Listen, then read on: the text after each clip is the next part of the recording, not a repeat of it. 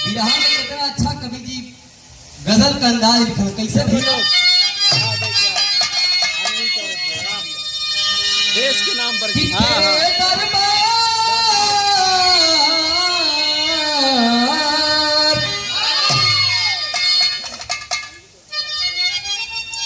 शहीदों के श्रद्धांजलि के लिए आप हमारे बड़े भाई अंजू चौरसिया की ओर से अनवी बच्ची की ओर से शहीदों के मम्मी पापा के भी अथाह प्रणाम बा, आशीर्वाद का कामना बा। ये बिरहा हम गौले हैं, आप लोग यूट्यूब पर सर्च भी करके देख सकेला। दिखाई नहीं।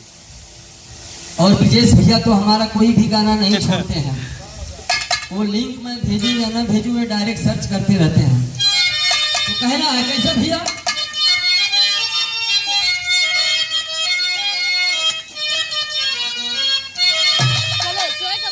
तेरे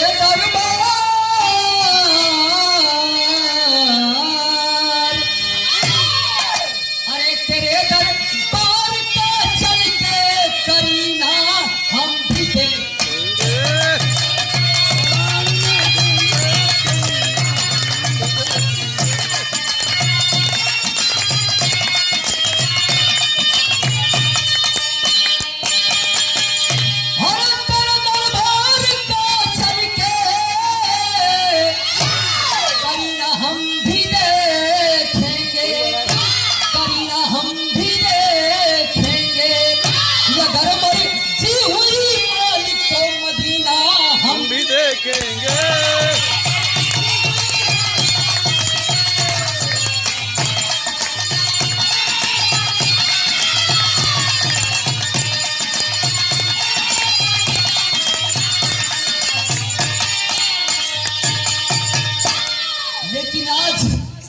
ओ पापी पाकिस्तान के लिए लिखा गया है। कैसे भैया कि अगर तू एक मारेगा,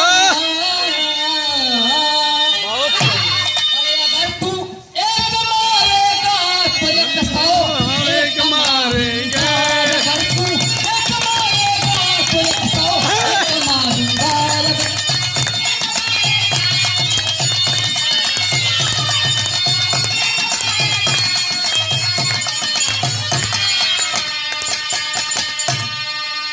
एक सुंदर पुरस्कार रहल इस महफिल के बादशाह की चाची की ओर से, चरणों में कोट कोट नमन बा, श्रोता बंधु के नमस्कार पाऊंगा। अरे अगर तू एक मारेगा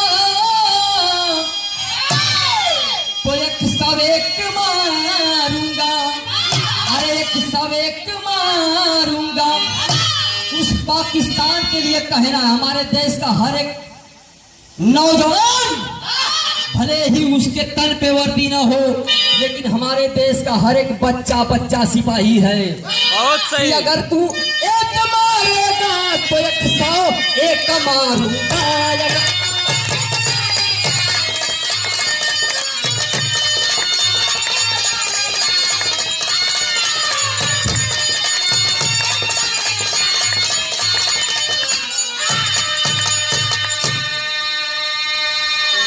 आप हमारे बड़े भैया अजीज मित्र ढेर सारा पुरस्कार से स्वागत किए, ब्रजेश भैया, राजेश भैया। और वाकई में आपकी मैं जो लेक्चर सुनता हूँ और जो कमेंट आप भेजते हैं, मैं दैट इज माई लाइक, मैं बहुत लाइक करता हूँ आपको। आपसे हमसे बात हो या ना हो, एक दो महीने में बात हुआ करती है, लेकिन फिर भी मैसेज हम लोग देखते रहते हैं। तो दोनों भाइयों के लिए एक बार जोरदार ताली होकर की चाहिए।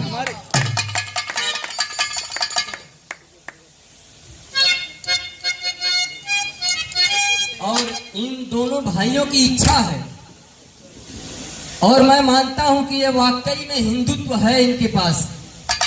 दोनों भाइयों की इच्छा है कि हमारा जो बच्चा होगा, पहली हमारी कोशिश रहेगी कि वो बॉर्डर पे जाए। बहुत सही।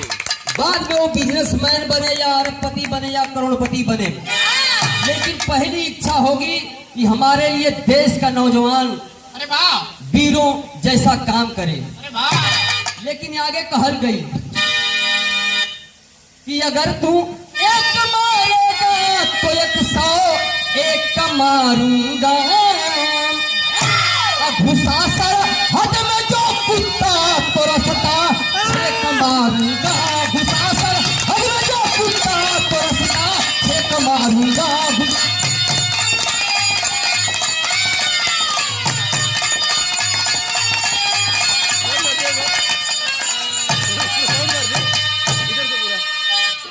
आज हमारे देश का हर एक नौजवान बोलता है कि हमारे देश के वीरों को एक को तू खत्म करेगा तो एक सब एक मारूंगा।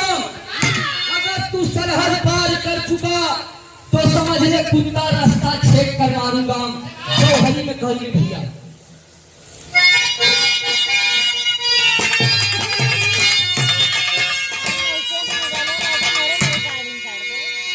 और 18 सितंबर राती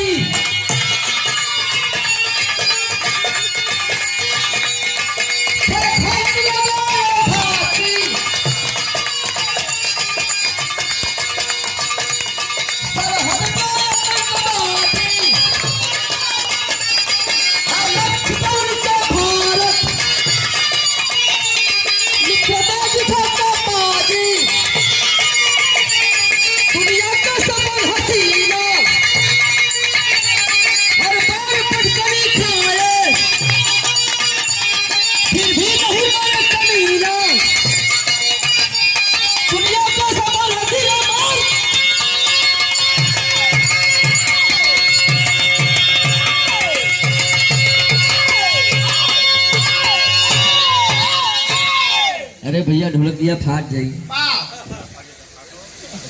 आज हमारे तरफ घुमाओ हमारे देश का हर एक वीर है। वाकई में हमारे तन पे वर्दी न हो लेकिन देश के लिए हर एक बच्चा सिपाही है। आज वो समय तो हर एक भैया गीत लगल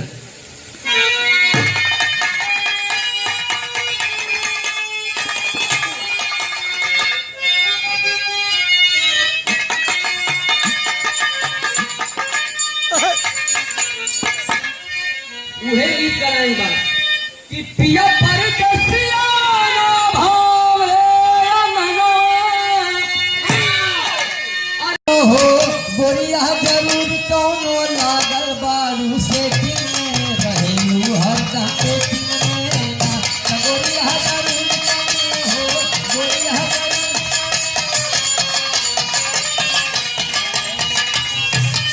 दिया तो के डांस कर खातिर गौल है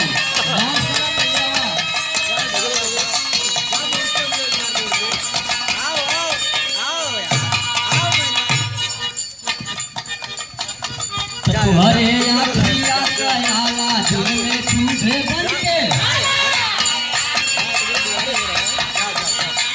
गलत काम न कराओ हमको नहीं जानता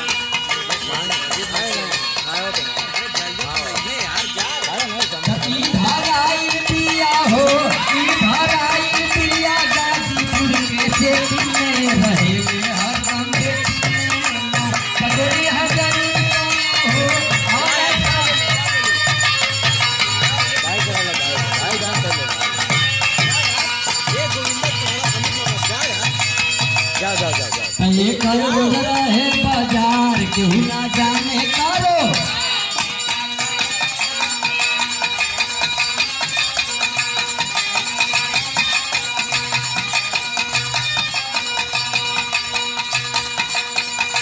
खोचला गवल है बाणा हो खोचला गवल है बाणा बुढ़वा हरदम धोती में रहेलू हरदम बेटी में ना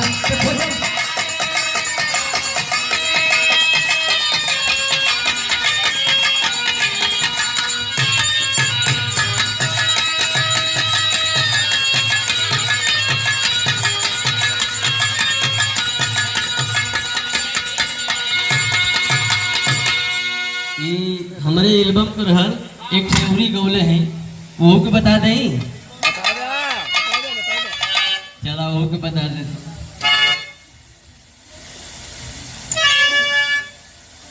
उहे गीत कराएंगे बा कि पहिले से कैला मन मानी हो राजा चिसिया जवानी पहिले से कैला मन मानी हो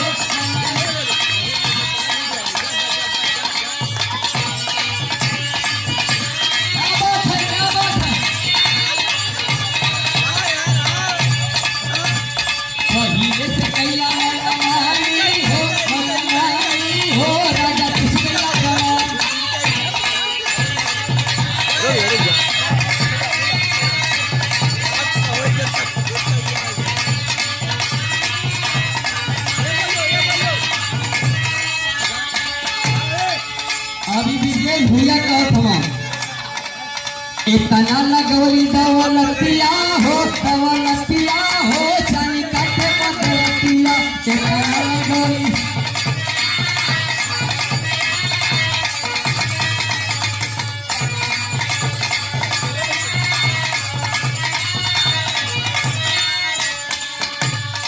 पकड़ लो पकड़ लो पकड़ लो। विजय भैया का गुजारिश है कि आप लोग आवा यहाँ।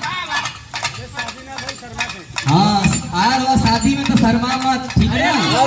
आप यहाँ आवा शादी। ए भैया दुल्हा वही आए। ओ राजवर भैया दुल्हा वही आए। अरे भैया मेन बात से आप आवा यहाँ आवा। बीच में जा, बीच में जा। विजय भैया के बड़े भाई हैं, भैया के चरणों में कोट कोट प्रणाम, श्रोता बंधु में नमस्कार दूं। गलती हुई तो ओकरे खातिर क्षमा चाह भैया।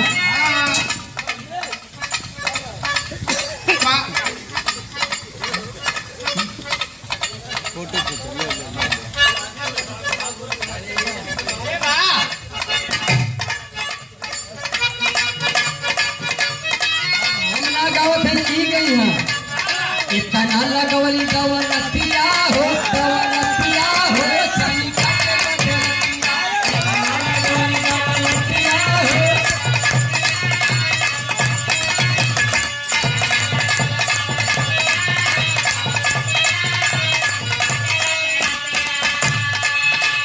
पतरी कमर तोहार मर जो बनवा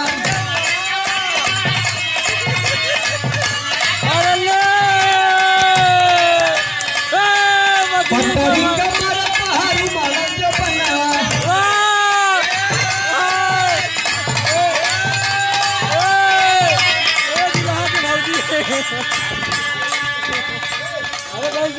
कहीं ध्यान तो कहीं दे यार, कहीं से आ जाऊंगा, कहीं उठ जाओ भैया एनर्जी बचा के रखी। हाँ यही के भाऊजी। अच्छा अच्छा अच्छा मारा भी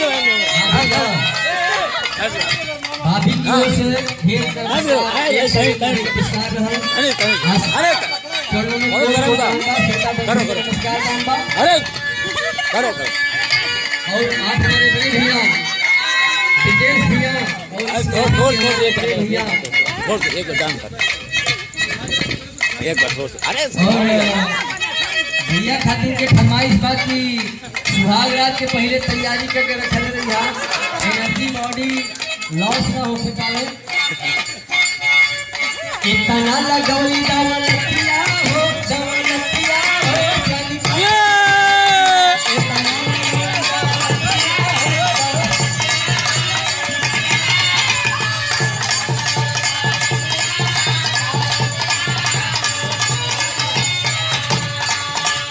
पतरी कमर तोहार मर जो बनवा।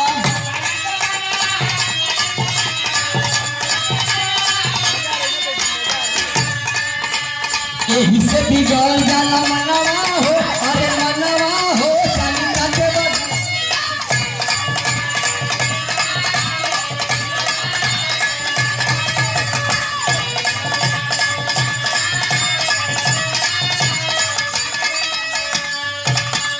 हीर मेहरारू कहत बा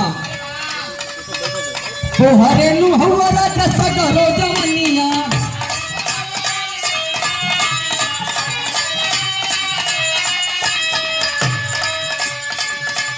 छुए नहीं देव हम धराई दे बकरिया।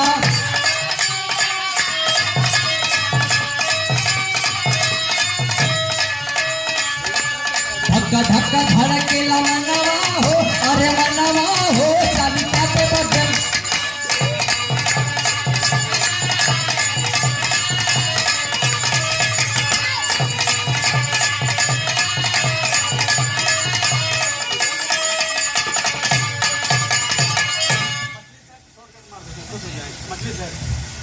मछली शहर तो ना हो पाई, लेकिन उससे बढ़िया हो सकेला, उससे बुरा हो सकेला। लेकिन जैसे आप देख ला एक कदम रख देला तो वो कदम पर केहू चल ना सकत, भले आगे पीछे हो सकेला।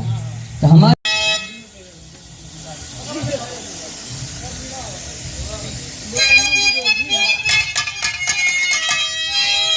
कहले बा कि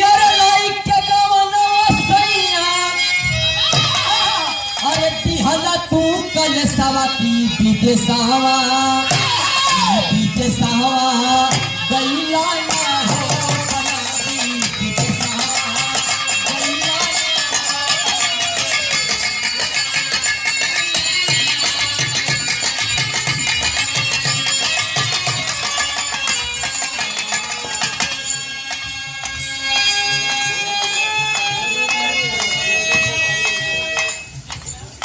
आप श्रीमान हमारे परम पूज्य ने पिता तुल्य बुजुर्ग मोतीलाल चौरसिया दादा की ओर से ढेर सारा पुरस्कार से स्वागत कैलन।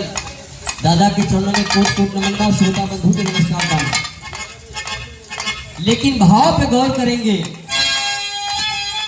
एक बेटा और एक बाप का कितना दुलार प्यार गहरा संबंध होला।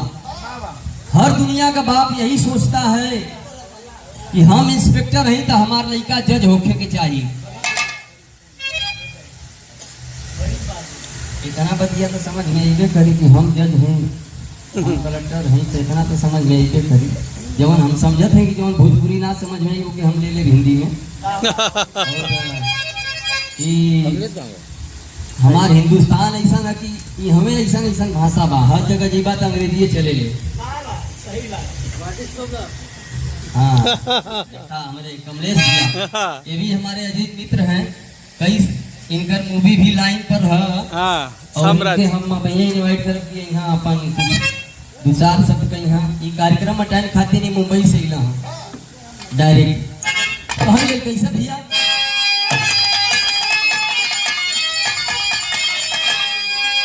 अरे व्योम से ऊंचा होला, अरे व्योम से ऊंचा होला, अरे पिता का स्थलवा की सुमनावा पीछे खुनवा से अपने सुमनावा पीछे खुनवा से अपने।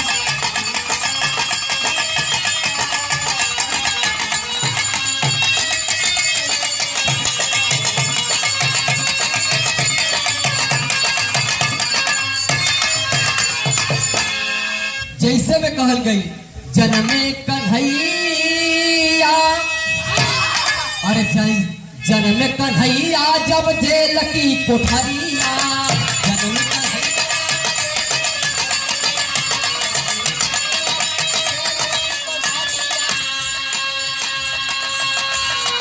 पिता वसुदेव लाए,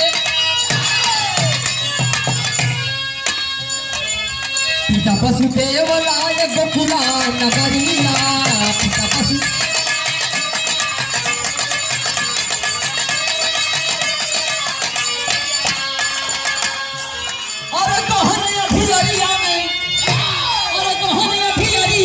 चमके लागे पीछे खुनवा से अपने सुमनावा पीछे खुनवा।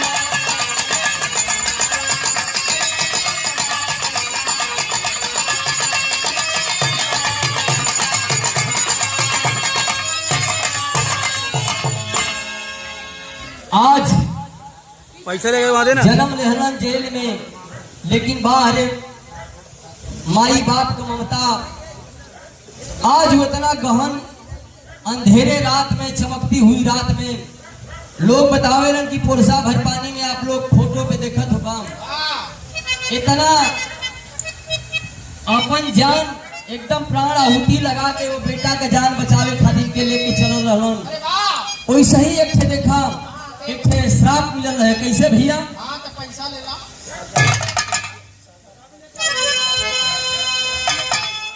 आप श्रीमान हमारे शारदा प्रसाद चौरसिया दुल्हे के मामा की ओर से हमारों को मामा लगे हैं,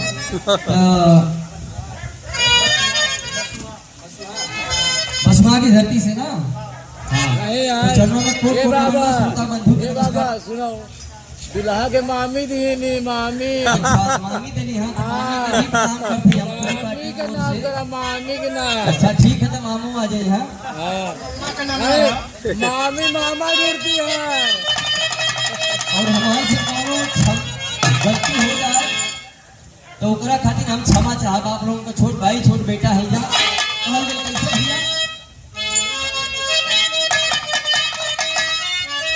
अरे राम लखन सीता अरे राम लखन सीता गईल बीच बनावा राम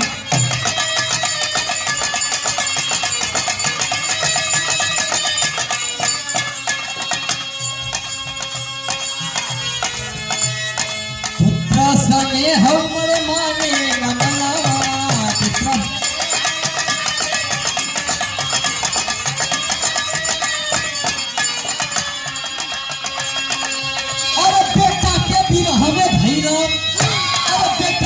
पिता तो मरनवा तीसरी मनहवा सींचे खुनवा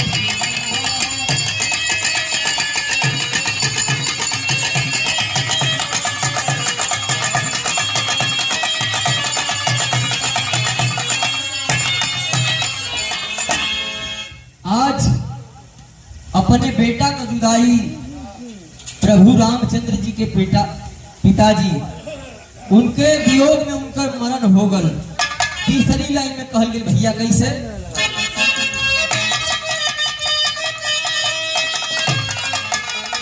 अरे कुरुक्षेत्र में भइल अभिमन्यु मरण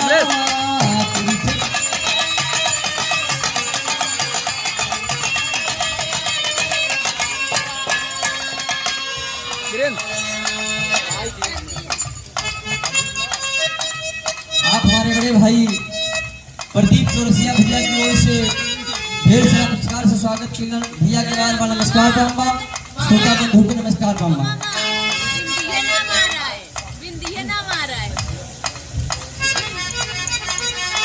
आप हमारे बड़े भैया ब्रजेश भैया की सासू जी यानी आज जो इस महफिल के बेताब बादशाह हैं दुल्हे राजा भाई बनल ना हो लेकिन अधूरा में हो और उन्हीं के उपलक्ष्य में आज हम लोग यहाँ पर आप लोगों को दर्शन मिलल तो मम्मी के जी के चरणों में कोट कोट नमन बा श्रोता बंधु को नमस्कार बा।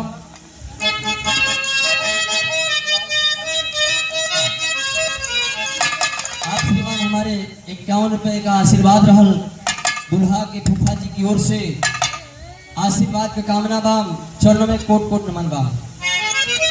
मेहरारू इतनी होशियार होली कि आपन ना अपने आदमी का दुनिया का रीत बा अपने आदमी का बुराई ना करी हाँ पैसा केहू देला लेकिन नाम केहू और को बुलाला नहीं सही बात है बुआ के नाम पे कर दो बाबा बुआ के नाम पे कर दो। अच्छा कहलिए ना बुआ के भी प्रणाम करते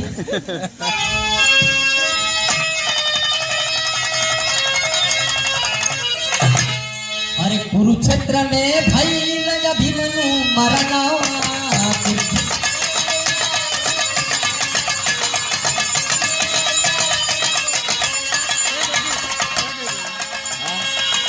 नाम हम बता दो कमलेश प्रतिज्ञा तब पाठ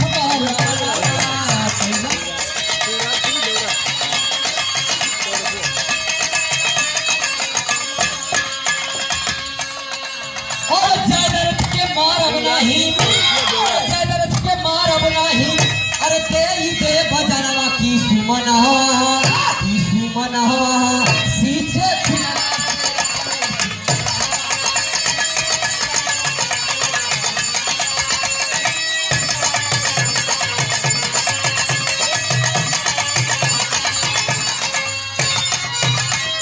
आप हमारे बड़े भाई सिराज सिंह चौरसिया की ओर से भैया की ओर से 51 रुपए का पुरस्कार भैया के बाद में नमस्कार पाऊंगा श्रोता बंधु को नमस्कार पाऊंगा। आखिरी लाइन में कहूँ भैया कैसे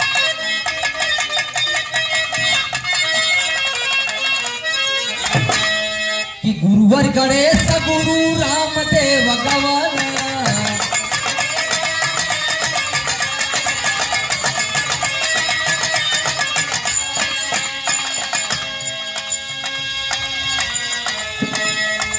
उजड़ला बगिया के गया जी सजवाला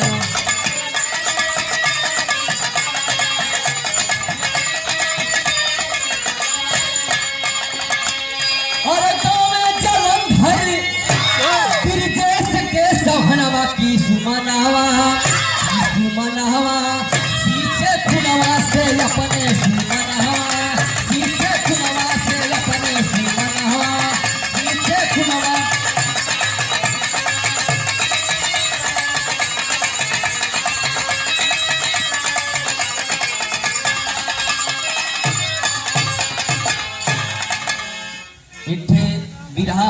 के सुनाई।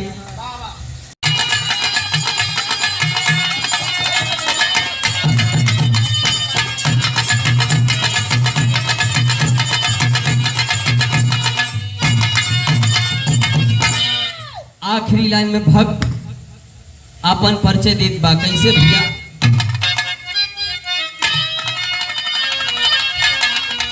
कि गुरुवर गणेश गुरु रामदेव गवाला,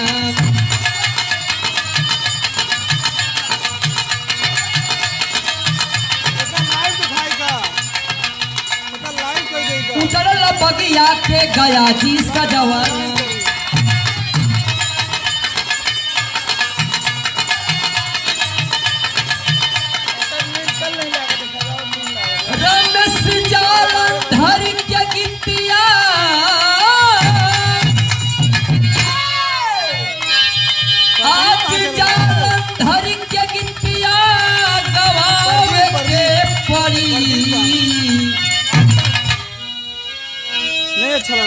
जे भी मुंबई गई हुई जीवदानी माई के दरबार बाम, मुंबा देवी के बाद उनकर नंबर आवेला। ई ऐसा कोनो बात ना है कि केहू को नंबर वाली बात है, जैसे ने उनकर महिमा बा वैसे ही उनकर महिमा बा। तो आज जालन धर के गिट्टिया गवावे के पड़ी, कि मैया जीवदानी भवनिया, मैया जीवदानी भवनिया तोह के आवे के पड़ी, मैया जीवदानी भवनिया तोह के आवे के पड़ी, मैया जीवदानी भवनिया तोह के आवे के पड़ी, मैया जीवदानी जननी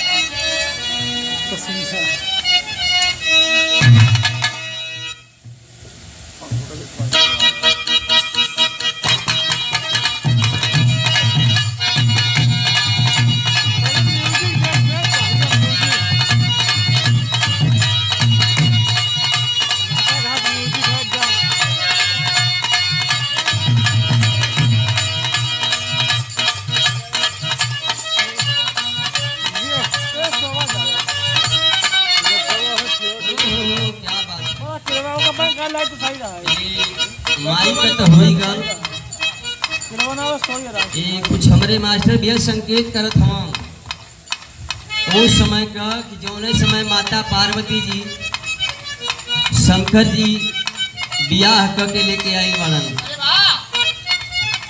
हमार भाषा समझ में आवत आप लोगों की ना? समझ में आवत है ना समझ में आई तो बताइए। हालो तनी मनी हिंदी बोल ले ला। गणेश बबुआ 10-12 दिन के गोद में आइल बाटन, खुशी का पूरा तीनों लोग में एकदम डंका बाजल बा। शंकर जी के सबही जानेला कि इतना भांग धतूर में मस्त रहेलन नशा में। माता पार्वती कहली कि सुना, इतना दिन तक कैसा हूँ हमहन का दू परानी रहली जाम, कहीं 8 फोरसा ऊपर कहीं 8 फोरसा खाल खुदौला, एक घर बनौला ना न तोहार मड़ई कौनो ढंग कर रहल, कहीं पीपर के नीचे तो कहीं बरगद के नीचे जिंदगी कटाई। अब ई गणेश बबुआ जौन बाटन की अब ई कुल दुख लड़का का हमसे ना देख जात बा। एक ठे सोना का लंका बनौला तो वो दे देला रवड़वा के, बचले का बा तोहरे पास। पीहे कहत बाटी मतारी का कली भैया,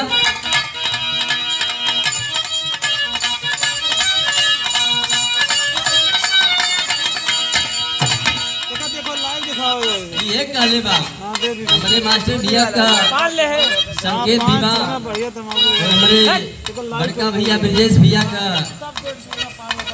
फेमस चीज रहल, फेमस बा। हमके फोन पर भी बतावे ना कि अरे जालंधर भाई हो गीतिया सुना देता। जितना भी हमारे बहुत सारा एल्बम भी बा।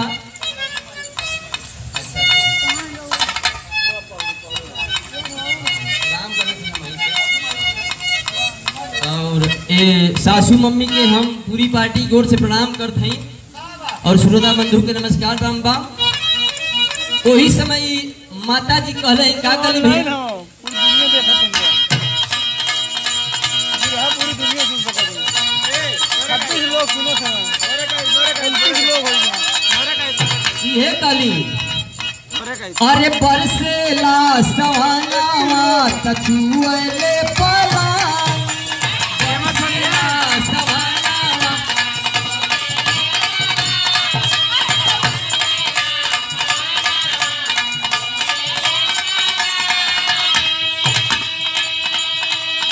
ए सुंदर पुरस्कार रहल अमित कुमार चौरसिया बड़े भैया राजेश भैया का